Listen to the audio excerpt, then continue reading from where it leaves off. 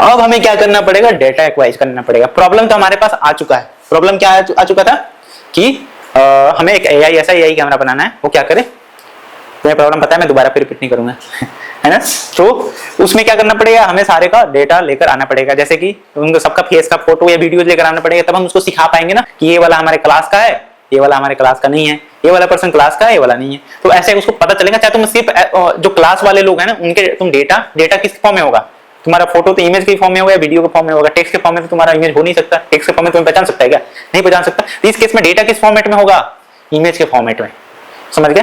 तो वहां पे इमेज से ट्रेनिंग होगा तुम्हारा मॉडल, है ना। डेटा एक्विजिशन हमें कैसे करना पड़ेगा, तुम्हारे क्लास के सारे इमेजेस, हर एक क्लास के, तो क्लास में जो बच्चे हैं उनके, है ना, इमेजेस से। जैसे तुम कहीं कभी गए होगे ना, तुम्हारा कभी कहीं कोचिंग वगैरह में गए होगे, तो कहीं गए होगे तो वहां पे फेस रिकॉग्निशन होता है। एंट्री पे जाते हो ना, तो पहला दिन जाते हो तो देखना तुम्हारा वो बनाते हैं, एंट्री बनाते हैं, तो तुम्हारे पास 2-4 फोटो लेंगे, फिर तो जब हो जाएगा तब तुम अगले दिन आओगे ना, तब तुम उस पर लॉग इन कर पाते हो। क्यों, क्योंकि उससे सिखाते हैं मॉडल को कि ये वाला अपना वाला है, ये बाहर का नहीं है। तो तुम आते हो तो फिर तुम्हें वो तुम्हारा फेस रिकॉग्नाइज करता है, फिर गेट खुलता है, अंदर जाते हो, नहीं तो बाहर ही खड़े रहते हो आईडी कार्ड लटका के, है ना। तो वहां पे जरूरी होता है डेटा एक्विजिशन का, क्योंकि एक्यूरेट डेटा, बढ़िया डेटा जो हमारे मॉडल्स को सिखाने में, बताने में जरूरत पड़ जाए। डेटा एक्विजिशन हम करते हैं किसी भी फील्ड में, डेटा को लेकर आते हैं, ठीक है। तो उसमें क्या होता है कि अलग अलग तरह के डेटा होते हैं। जैसे तुम अभी मैं सीसीटीवी कैमरा वाला एग्जांपल्स बताया, एआई सीसीटीवी कैमरा जिसमें तुम्हारा प्रोजेक्ट्स का बताया बच्चों वाला, उसमें कौन सा डेटा सेट होगा, इमेज आएगा। अगर वही प्रोजेक्ट होता है कि इसमें कौन से बच्चे का कितना परसेंटेज मार्क्स आएगा अगले क्लास में, है ना, तो वहां पे किस तरह के डेटा आते, नंबर्स वाले, मार्क्स, परसेंटेज। चाहे तुम वो किस पे डिपेंड करता है, तुम्हारा मार्क्स कितना परसेंट आएगा, तुम कितने घंटे पढ़ते हो, तुम्हारा पिछले क्लास में कितने ग्रेड्स आए थे, या तुम अभी कितने घंटे तुम खेलते हो, कितने घंटे तुम पढ़ाई पर ध्यान देते हो, या कौन कौन से सब्जेक्ट्स पे कितने कितने घंटे तुम पढ़ाई करते हो। यानी यहाँ पे क्या सारा नंबर्स वाले बात आएंगे ना, आवर्स, चाहे स्टडी आवर्स, चाहे परसेंटेजेस, क्या नंबर। तो वहां पे जो डेटा आएंगे ना तुम्हारे, वो न्यूमेरिक डेटा आएंगे, है ना। उसमें सारा स्ट्रक्चर्ड होगा, है ना। डेटा दो तरह के होते हैं, स्ट्रक्चर्स डेटा, इसमें टेबल्स वगैरह के फॉर्म में बने होते हैं। टेबल्स के फॉर्म में मतलब कि तुम ऐसे टेबल बनाओ, उसमें तुमने कितना घंटा पढ़ा उसमें लिखाओ, कितना घंटा तुमने खेला, फिर कितने घंटा कौन कौन से सब्जेक्ट पढ़ा। तो टेबुलर फॉर्म में बनाते थे ना, सारा चार्ट्स बनाते थे, तो उस फॉर्म में होते हैं, ठीक है। डेटाबेसेस में उसी तरह टेबुलर फॉर्म में भी स्टोर होते हैं डेटा, है। नंबर्स होते हैं और कैटेगोरिकल डेटा। नंबर्स मतलब कि अगर कोई बच्चा मान लो वो 6 घंटे पढ़ता है और सारे सब्जेक्ट 1-1 घंटे पढ़ता है, तो उसका मार्क्स कितना आ सकता है, 70% आ सकता है। यानी क्या हुआ, नंबर्स के बेस पे वो सारा हो रहा है। कैटेगोरिकल मतलब, जैसे कैटेगोरिकल में क्या आएगा, कैटेगरी डिफाइन करेगा, मतलब कि जेंडर है, जेंडर में क्या मेल है या फीमेल है। चाहे तुम्हारे वो एग्जांपल में, एआई वाले एग्जांपल में जो एआई सिक्योरिटी कैमरा वाला, ये क्लास का है कि नहीं है, ये क्या कैटेगरी है। 2 कैटेगरी यहाँ पे होगा, एक क्लास का होगा, एक नहीं होगा, है ना। इसके अलावा और कैटेगरी इसमें क्या बन सकते हैं, कि क्लास का टीचर है या नहीं है, क्लास का बालक है कि नहीं, क्लास का टीचर है कि नहीं, ये दोनों अलग अलग कैटेगरी जाएगा, ठीक है। तो कैटेगोरिकल डेटा होते हैं। इसके अलावा अनस्ट्रक्चर्ड डेटा, अनस्ट्रक्चर्ड डेटा में क्या, तो जो तुम लोग दिन भर रायता फैलाते रहते हो, वो सारे क्या अनस्ट्रक्चर्ड डेटा होते हैं। जैसे कि तुम टेक्स्ट करते हो व्हाट्सएप पे एक दूसरे को, वो भी क्या होता है, अनस्ट्रक्चर्ड डेटा, जो डेटाबेस में सेव होता है, चाहे कुछ भी होता है, वो सारे अनस्ट्रक्चर्ड डेटा होते हैं। उसके अलावा इमेजेस तुम सोशल मीडिया पे डालते रहते हो, वो भी क्या होता है, अनस्ट्रक्चर्ड डेटा होते हैं। जैसे तुम लोग कोई भी ऑडियो फाइल्स वगैरह भेजते हो, है ना, तो वो सारा क्या है, अनस्ट्रक्चर्ड डेटा में आता है। उसी तरह वीडियोस तुम पोस्ट करते हो सोशल मीडिया पे, इंस्टाग्राम पे, फेसबुक पे, व्हाट्सएप पे, जहां भी करते हैं, वो भी किसके अंतर्गत आता है, अनस्ट्रक्चर्ड डेटा। डेटा कितने यहाँ पे स्ट्रक्चर्ड डेटा है, एक अनस्ट्रक्चर्ड डेटा में कौन आता है, जहाँ पे जो टेबुलर फॉर्म में अच्छे से उसमें रिलेशंस डाले हो। जैसे कि फॉर एग्जांपल हम आगे भी देखेंगे, है ना, एग्जांपल्स। जैसे तुम्हें अभी बताया कि मतलब कि डेटा पूरा स्ट्रक्चर तरीके में है, उसके रोज बने हुए हैं, कॉलम्स बने हुए हैं, ऐसे सारे डेटा है, ठीक है। लेकिन अनस्ट्रक्चर्ड डेटा में क्या होता है, हमारा टेक्स्ट, इमेज, ऑडियो, वीडियो, ये सारे आ गए। इसके अलावा डेटा सोर्सेज क्या क्या होते हैं। डेटा सोर्सेज का मतलब क्या होता है कि डेटा कहां से आ रहा है। तुम लोग भी क्या एक डेटा सोर्सेज हो, किसके लिए, व्हाट्सएप के लिए, फेसबुक के लिए, और जो भी सोशल मीडिया प्लेटफॉर्म है उसके पास डेटा कहां से आता है, तुम्हारे से ही। तुम्हें जो डेटा डालते हो, पोस्ट करते हो, कमेंट करते हो, लाइक करते हो, चाहे जो भी करते हो, एक क्या है, डेटा है। वो एक इन्फॉर्मेशन क्रिएट हो रहा है। जैसे तुम लाइक करते हो ना, तो गूगल के डेटाबेस में जाकर सेव हो जाता है कि मान लो तुमने एक मेरे वीडियो पे लाइक करा, तो वो लाइक क्या हो जाएगा कि गूगल के सर्वर में जाकर सेव हो जाएगा कि तुमने इस वीडियो पर लाइक करा, तो उसका लाइक का देखना काउंट इंक्रीज होता है। चाहे तुमने सब्सक्राइब करा, तो सब्सक्राइब करे तो एक सब्सक्राइबर काउंट इंक्रीज होता है। कैसे होता है, डेटा क्रिएट होता है गूगल के सर्वर पे, यूट्यूब के सर्वर पे। उसके अलावा तुम मान लो कमेंट भी लिखते हो, तो वो भी कमेंट जाकर वहां पे सेव हो जाते हैं, क्या एक इन्फॉर्मेशन, एक डेटा क्रिएट हो रहा है, ठीक है। तो क्या डेटा सोर्स होता है। कैसे कैसे आता है, इंटरनेट के थ्रू, तुम सारा इंटरनेट के थ्रू ही कर रहे हो। और इसके अलावा और कैसे डेटा सेट, कंपनीज के अंदर में भी कुछ अपना काम हो रहा होता है ना, कंपनी के एम्प्लॉय भी कुछ ना कुछ कर रहे होते हैं, तो वो भी एक डेटा क्रिएट करते हैं, है ना। जो भी तुम कंप्यूटर पे कर रहे हो, मोबाइल पे कर रहे हो, उसमें कुछ भी कर रहे हो, उससे डेटा क्रिएट होता ही होता है ना। फिर उसके अलावा यूजर्स जैसे तुम, हम, ये सारे क्या करते हैं, यूजर्स क्रिएट करते हैं। इसके अलावा सेंसर्स। अब मान लो जैसे कि तुम देखते होगे ना, वेदर प्रिडिक्शंस वगैरह तुम देखते हो, सर्च करते हो, ये सारे डेटा कैसे आते हैं? टेम्परेचर देखते हो कि किस सिटी में कौन सा टेम्परेचर है, कितना टेम्परेचर है आज, वो कैसे आता है? वो सारे सेंसर्स के थ्रू कलेक्ट होता है। जो भी कंपनीज होती है तो क्या करते हैं, उनके हर सिटीज में वो क्या करते हैं, वो मेजर करते हैं टेम्परेचर्स को सेंसर्स के थ्रू, है ना। तो सेंसर से भी वो डेटा आता है, वो भी क्या एक डेटा है कि आज कितना, किस सिटी में किस जगह पे कितना टेम्परेचर है, यहाँ पे बारिश, क्लाउडी वेदर है, जो विंड का फ्लो है, एयर फ्लो है, कितना स्पीड में वहां पे हो रहा है, वो सारी क्या एक डेटा है। उसके अलावा पब्लिकली जो अवेलेबल डेटा है, जैसे कि तुम्हारे वेबसाइट पे, ऐप पे, इन सब पे भी क्या है, यूट्यूब पे जाओ, वो सारे वीडियोज भी क्या एक डेटा है, या तुम पोस्ट भी देखते हो सोशल मीडिया पे, क्या है, भी एक डेटा है। तो ये सारे कैसे किस किस सोर्सेज से आ रहे हैं, पता चला कि हम भी डाल रहे हैं, कंपनी वाले भी डाल रहे हैं, कहीं मशीन से भी जनरेट हो रहे हैं, और इसके अलावा पब्लिकली पहले से भी अवेलेबल है ना। तो ये सारे जैसे बुक से हमने बुक्स के डेटा इंटरनेट पे डाल दिए, भी क्या एक डेटा क्रिएट हो गया, समझ गए। इसके अलावा फीचर्स, ये जरूरी होता है वो डेटा में से। अब डेटा हमें मिल गया तो उसमें से फीचर्स को समझना, कब क्या कौन सी डेटा की रिक्वायरमेंट है हमें एआई को सिखाने में, वो चीजें सीखना जरूरी है। चलो एक एक करके सारे स्टेप्स को हम फॉलो करते हैं, सीखने का कोशिश करते हैं। अब हम देखते हैं, चलो अब हम देखते हैं न्यूमेरिकल डेटा कैसे होते हैं।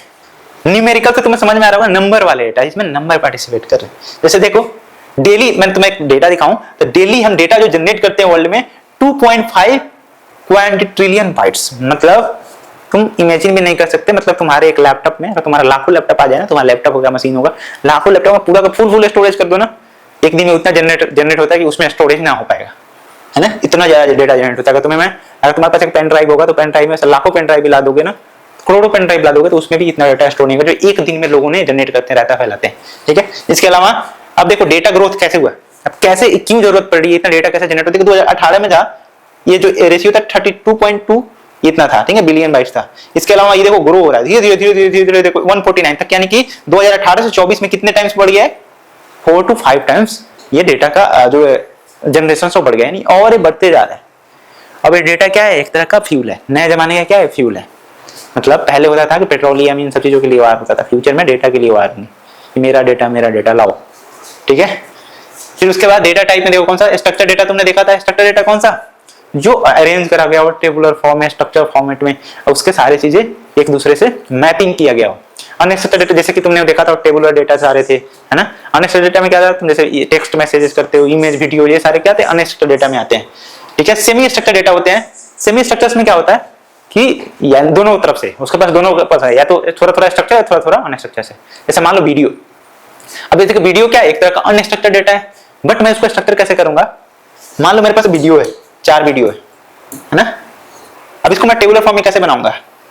मान लो मेरे पास 3 वीडियो है, एक पर्सन ए का, एक पर्सन बी का, एक पर्सन सी का।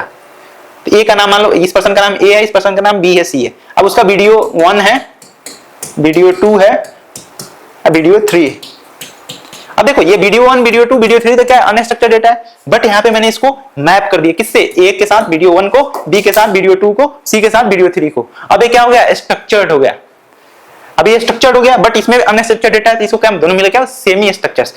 या कभी ऐसे भी हो सकते हैं कि तुम्हारा ये डेटा सेट जो होगा ये अलग तरीके से भी सेमी स्ट्रक्चर्स हो सकते हैं। तो मतलब तीनों टाइप होते हैं, बट मेनली तुम क्या चीज याद करके रखोगे, क्या समझोगे, ये मतलब डेटा टाइप क्या होते हैं, स्ट्रक्चर भी होते हैं एंड सेमी स्ट्रक्चर्स भी होते हैं एंड अनस्ट्रक्चर्स भी होते हैं, ठीक है। अब देखो यहाँ पे देखो एग्जांपल्स ऑफ डेटा, डेटाबेस में रिकॉर्ड जो होते हैं, इमेज एंड वीडियो होते हैं, टेक्स्ट डॉक्यूमेंट्स होते हैं, ऑडियो फाइल्स होते हैं, ये सारे क्या होते हैं, किसके एग्जांपल्स होते हैं, ये वाला तुम देख रहे हो, ये डेटाबेस रिकॉर्ड ज्यादातर जो होते हैं ना, ये तुम्हारे स्ट्रक्चर डेटा होते हैं, जो खास करके एसक्यूएल डेटाबेस होते हैं। But image, videos, text document, audio files, chat, text, ये सारे क्या होते हैं, अनस्ट्रक्चर्ड डेटा में आते हैं, ठीक है। डेटा सबसे ज्यादा कहां से आता है, क्या क्या सोर्सेज है वर्ल्ड में, तो हम लोग 60% डेटा जनरेट करते हैं पूरे, मतलब पूरे वर्ल्ड में ह्यूमंस जो जनरेट करते हैं, पूरे जनरेशन का 60% अकेले ह्यूमंस करते हैं। जो तुम दिन भर पोस्ट करते हो सोशल मीडिया पे, चाहे कुछ भी मैसेज करते हो किसी को, या किसी का मैसेज तुम्हारे पास आता है, या वीडियो तुम देखते हो, तुम वीडियोज भी देखते हो ना जाके यूट्यूब पे, वो भी डेटा जनरेट हो रहा है, तुम्हारा रिकॉर्ड जनरेट हो रहा है, कितने तुमने देखा। इवन कि तुम नोटिस किए होगे, जब तुम यूट्यूब पे जाते होगे ना, कभी कभी कोई आधा वीडियो छोड़ के देखे होगे, तो देखना वो आधे से फिर स्टार्ट होता है। यूट्यूब को कैसे पता है कि तुम आधे देख के गए थे, क्यों, क्योंकि वो स्टोर करके रखा है डेटा तुम्हारा, वो रखा है। यानी कि तुम जो भी कर रहे हो, ऐसा नहीं कि तुम डाल रहे हो, तुम देख भी रहे हो वीडियो, वहां से भी तुम्हारा डेटा जनरेट हो रहा है, समझ रहे हो। तो हमारा एक भी बटन हम क्लिक कर रहे हैं फोन में ना, चाहे कहीं पे भी डिवाइसेस पे, वो डेटा क्रिएट कर रहा है, समझ के। इसके अलावा 20% डिवाइसेस होते हैं, डिवाइसेस भी ऑटोमेटिक अपना तो डेटा क्रिएट करता ही है ना। जैसे कि फॉर एग्जांपल कंप्यूटर्स तुम यूज कर रहे हो, बट बैकग्राउंड में भी कुछ ना कुछ डेटा कम्युनिकेट होते रहता है।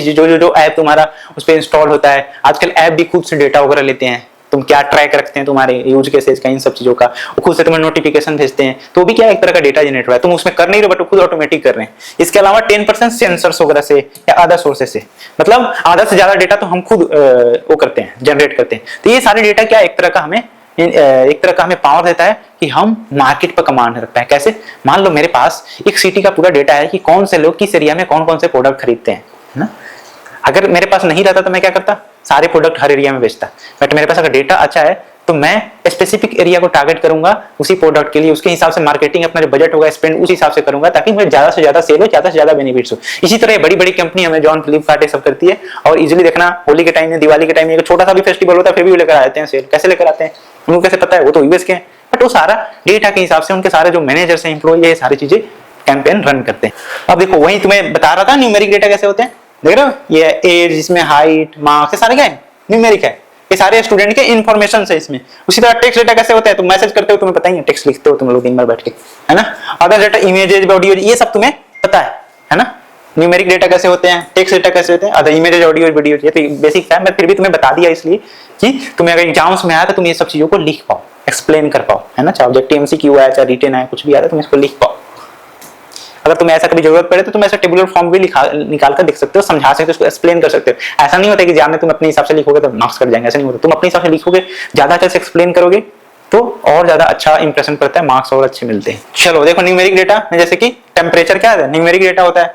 पैसे, मनी क्या होता है? न्यूमेरिक डेटा होता है। परसेंट, जैसे मान लो कितना परसेंट आए, या कितना परसेंट बोर्ड से किसी ने जीता, या तुम्हारा कितने लोग थे, ये सारे क्या नंबर। जहां पे भी कोई चीज नंबर से रिप्रेजेंट करते हो, किसमें आता है? न्यूमेरिक डेटा में। टेक्स्ट डेटा में तुम टेक्स्ट वाले, फिर उसके बाद इमेज डेटा में ये, अदर डेटा में से ऑडियो, वीडियो, सेंसर डेटा, ये सारे आते हैं। ठीक है, ये जरूरी नहीं है कि तुम्हारे सेंसर डेटा अदर्स में ही आते हैं, कभी कभी न्यूमेरिक में भी आ सकते हैं, कभी कभी टेक्स्ट में भी आ सकते हैं। किसी में सेंसर कभी टेम्परेचर भी बता सकता है, कभी कुछ और भी चीजें बता सकता है, कि जैसे कि यहाँ पे हीट है कि नहीं है ना, या कहीं पे कोई एक्टिविटीज हो रही है कि नहीं हो रही है, तो टेक्स्ट में भी, है ना, आ सकते हैं, तुम्हारा डेटा होगा, नहीं होगा।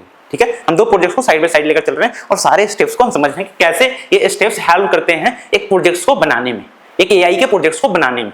ठीक है, जो इंजीनियर्स काम करते हैं, बड़े बड़े साइंटिस्ट काम करते हैं बड़े बड़े कंपनीज में, फिर हम एआई टूल्स, चैटजीपीटी जैसा, जेमिनाई जैसे अदर एआई टूल्स हम यूज करते हैं। तो तुम गूगल पे जाते होगे और देखते होगे कि कल एरिया में कहाँ पे क्या बारिश हो रही है, तो कैसे बनाते हैं वो सारी चीजें, क्या स्टेप्स फॉलो करते हैं, वो चीजें हम देखने जा रहे हैं। ठीक है, अब देखो हमें दो प्रॉब्लम लिया है। एक क्या, पहला प्रॉब्लम क्या लिया बताओ, जिसमें इमेज देखकर बताए मशीन कि इसमें डॉग है या कैट है। दूसरा हमने क्या लिया है कि कल बारिश होगी कि नहीं होगी, ये प्रॉब्लम्स लिया है। अब चलो पहले प्रॉब्लम नंबर 1 पे जाते हैं। एक इमेज में डॉग होगी या कैट, ये डिसाइड करने के लिए, तो इसको डिसाइड करने के लिए हमें क्या करना पड़ेगा, सोचो। हमें डेटा चाहिए। डेटा में क्या होना चाहिए कि बहुत सारी इमेजेस हो तुम्हारे पास, मान लो 1000 इमेजेस हो, मान लो 500 डॉग के, 500 कैट के। हर एक इमेज में बताया गया होगा ये इमेज जो है डॉग का है, ये इमेज है कैट का है, ये इमेज डॉग का है। इसी तरह मतलब 500 मान लो, या 600 डॉग का, 400 500 कैट का, ऐसे रख लिए। अब देखो एक छोटे बच्चे को कैसे सिखाते हो कि ये डॉग है कि ये कैट है, उसको भी 4-5 दिखाते हो, ऐसे देखो इसको डॉग बोलते हैं, इसको कैट बोलते हैं, इसको डॉग बोलते हैं, इसको कैट बोलते हैं। तो फिर उसके बाद अगली बार तुम फिर इमेज उठाओगे ना, कोई नया बोलोगे बताओ इसमें क्या है, तो बोल देगा डॉग है, कभी बोल देगा कैट है। मैं भी कभी कभी गलती भी कर सकता है, अगर अच्छे से उसको ट्रेनिंग नहीं दी हो, तो अच्छे से तुम सिखाया नहीं हो, तो इसमें बच्चे की गलती नहीं है, गलती किसकी है, तुम्हारी, क्योंकि तुमने अच्छे से उसको सिखाया नहीं है। ठीक है, तो यहाँ पे देखो, तो उसी तरह उसको अच्छे से सिखाना पड़ेगा। सिखाने के लिए क्या करना पड़ेगा, बहुत सारी इमेजेस दे देने पड़ेंगे, डॉग के, कैट के, उसके सामने डॉग है, सामने होगा डॉग, इसके सामने कैट, यानी वो इमेजेस में क्या है हम उसको मशीन्स को बता रहे हैं। अब बाद में हम नया इमेज देंगे तो उसको बताएंगे, अब बोलेंगे, हम उसको नहीं बताएंगे इस इमेज में क्या है, हम बोलेंगे अब तुम बताओ इसमें क्या है। वो प्रेडिक्ट करेगा, क्योंकि वो ऑलरेडी हजारों इमेजेस से क्या कर रहा है, सीख लिया हुआ है। ठीक है, अब देखो वही सेम दूसरे एग्जांपल्स में हमने जब वो कर रहे थे टेम्परेचर, वेदर प्रेडिक्शंस वाला, तो वेदर प्रेडिक्शंस में हमें प्रॉब्लम तो पता चल गया था, है ना। क्या प्रॉब्लम पता चल गया था कि कल बारिश होगी कि नहीं, और उसमें और हमने क्या इलैबोरेट किया था कि किस प्लेस पे, क्योंकि दुनिया में हर जगह हर टाइम बारिश नहीं होती है, हर समय बारिश नहीं होती है, सबकी एक वेदर होती है, एक टाइमिंग होती है बारिश की। तो सारी चीजें भी क्या करता है, इफेक्ट करता है। क्या तुमने ठंडी में बारिश देखे हो, क्या ज्यादा, बहुत कभी कभी तुमने देखे होगे, मतलब ना के बराबर होती है ना। ठंडी में बारिश होती है, नहीं होती। गर्मियों में भी ज्यादा, गर्मियों में कमी होती है, जो बरसात के मौसम आते हैं उसमें ज्यादा बारिश होती है ना।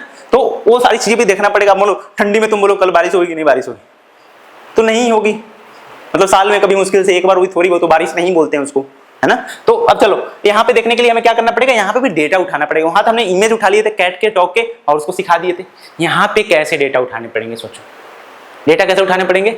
इसमें डेटा उठाने पड़ेंगे कि मैंने अभी क्या बताया था, डेटा कैसे उठाने पड़ते हैं। देखो यहाँ पे पिछले जितने बार बारिश हुई है चाहे नहीं हुई है उनके डेटा उठाने पड़ेंगे। जैसे मान लो पिछले 3 साल का मुझे डेटा उठाना पड़ेगा हर जगह का। मान लो मुझे मुंबई में पता करना है कि मुंबई में बारिश होगी कि नहीं कल, तो मुझे मुंबई के पिछले 3 साल का डेटा वेदर का उठाना पड़ेगा, 2 साल का, जितने के तुम उठाओगे, जितना अच्छा बता देना, जितना अच्छे से सिखाओगे उतना अच्छे से आंसर देगा।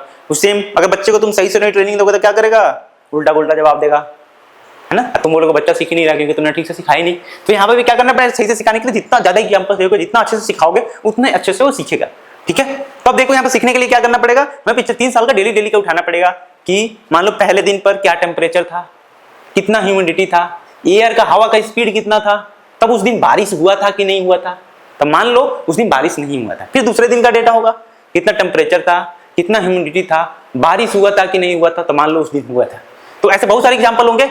अब देखो, अब हजारों एग्जाम्पल्स कंप्यूटर के पास उसने सीख लिए कि अच्छा ऐसे ह्यूमिडिटी होता है, इतना एयर होता है, ऐसे होता है पैटर्न, तो क्या होते हैं, बारिश होते हैं, नहीं तो नहीं होते हैं। अब बोलो, अब 1000 एग्जाम्पल से क्या करा, सीख लिया उसने। जैसे फॉर एग्जाम्पल मैं तुम्हें यहाँ पे दिखाता हूँ, देखो कैसे एक टेबल बना के तुम्हें दिखाता हूँ। मैं मान लो 5 दिन का ही उठाता हूँ, तुम 300 दिन का, मैंने 1000 दिन का उठा सकते हो।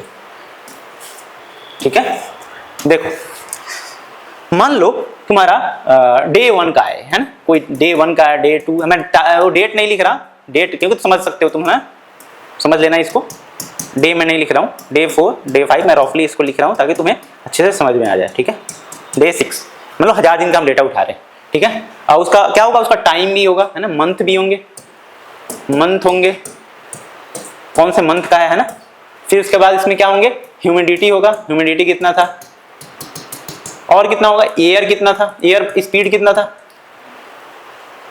और क्या होगा, देखो बताओ, मान लो मुंबई की बात हम कर रहे हैं, है ना, और क्या होगा बताओ, ईयर, मंथ, कौन से मंथ की हम बात कर रहे हैं, ह्यूमिडिटी की बात कितनी है, एयर स्पीड कितनी है, टेम्परेचर कितनी है ना, टेम्परेचर कितनी है। तब देखो मान लो कुछ डेटा ऐसे होंगे कि टेम्परेचर मान लो डे, ये है, मैंने यहाँ पे क्या कर दिया, यहाँ पे लिख लो, मान लो डेज, तो डे 1 2 3 4 5। ठीक है, मैंने ऊपर हेडिंग दे दिया। ठीक है, अब यहाँ पे day 1 day 2 day 3 day 4 day 5। ठीक है, अब देखो मान लो डे 1 पे कितना टेम्परेचर है, 30 डिग्री। डे 1 पे कितना टेम्परेचर है, 30 डिग्री। डे 2 पे कितना टेम्परेचर है, मान लो 40 डिग्री। डे 3 पे 35 डिग्री। डे 4 पे मान लो 40 डिग्री। डे 5 पे मान लो 37 डिग्री। इतना टेम्परेचर है। ठीक है, अब देखो डे, यहाँ पे एयर स्पीड कितना है, तो मान लो इसमें 10 किलोमीटर पर आवर है, किलोमीटर पर आवर है ना, समय नहीं लिख रहा मैं, 10 किलोमीटर पर आवर। फिर दूसरे दिन एयर का स्पीड मान लो 12 किलोमीटर है, तीसरे दिन कितना है, मान लो 5 किलोमीटर है, इस दिन 10 है, इस दिन 5 है, यानी एयर स्पीड इतना है। अब ह्यूमिडिटी मान लो इस दिन कितना है, मान लो 2x है नॉर्मल से, 1.5x है, कुछ ऐसे भी लिख सकते हो, है ना, यहाँ पे 2x है, यहाँ पे 0.5x है, या 0.8x है। मतलब ये 8x 2x का मतलब क्या है, इसमें मैंने ऐसे क्यों लिखा है, मैंने इसलिए लिखा है कि ये जो है कि ये बता रहा है कि नॉर्मल जो ह्यूमिडिटी होती है उसे कितने गुना है। तो पहले दिन क्या है, 2 गुना है, नॉर्मल ह्यूमिडिटी जितना होनी चाहिए उससे 2 गुना है। इसमें कितना है, 1.5 गुना है, इसमें भी 2 गुना है, इसमें आधा है। नॉर्मल यानी मौसम बहुत ठंडा है, कूल है, इसमें भी नॉर्मल से कम है ना। अब देखो, अब इसमें मंथ कौन सा है, ये मंथ मान लो जून है, ये भी जून है, सारे जून ही है, मान लो जून मंथ है। ठीक है, तो मान लो इसने जो डे 1 पे जब ऐसा मौसम था तो मान लो बारिश हुआ था, बारिश हुआ था। डे 2 पे भी क्या हुआ था, बारिश हुआ था, एंड डे 3 पे भी बारिश हुआ था, डे 4 पे नहीं हुआ था, डे 5 पे नहीं हुआ था। अब ऐसे हजारों एग्जाम्पल्स होंगे। ठीक है, अब जब ऐसे हजारों एग्जाम्पल्स होंगे, अब देखो इस तरह तुम सीखोगे तो तुम देख सकते हो ना, जिस दिन ह्यूमिडिटी ज्यादा होगा, एयर फ्लो ज्यादा होगा, टेम्परेचर ज्यादा होगा, तो बारिश होगी। अब सोचो ऐसे बहुत सारे एग्जाम्पल सोच रहे हो तो काफी बारीकी से तुम समझ के आंसर, क्या पैटर्न नोटिस करके आंसर दे सकते हो। ये सब क्या है, स्टैटिस्टिकल डेटा है ना, इससे तुम क्या कर सकते हो, तो हमें डेटा इस तरह का कलेक्ट करना पड़ेगा, तब हम कंप्यूटर को सिखा सकते हैं। चलो ठीक है, तो तब हम क्या कर सकते हैं, इन्फॉर्मेशन गैदर करने के बाद, जो इन्फॉर्मेशन ऐसे था, मैंने इसे नॉर्मली क्या था, अपने से मान लिया था, बट तो ये क्या करना पड़ेगा, तुम्हें रियल डेटा उठाना पड़ेगा कहीं से। जैसे कि मान लो जो मुंबई की जो भी मतलब संभालते हैं उनके पास सारा डेटा होता है, उस पर तुम वहां से गवर्नमेंट साइड से उठा सकते हो डेटा, है ना। या जो भी बनाते हैं ऐसा सिस्टम वैसे उठा लेते हैं वहां से। या बहुत सारे ऐसे कंपनी होती है जो डेटा मतलब डेली टेम्परेचर मापते रहती है कितना है, आज बारिश हुआ तो सारे रिकॉर्ड करके रखते हैं, तो वो सारा डेटा हम यूज कर सकते हैं सिखाने के लिए। ठीक है।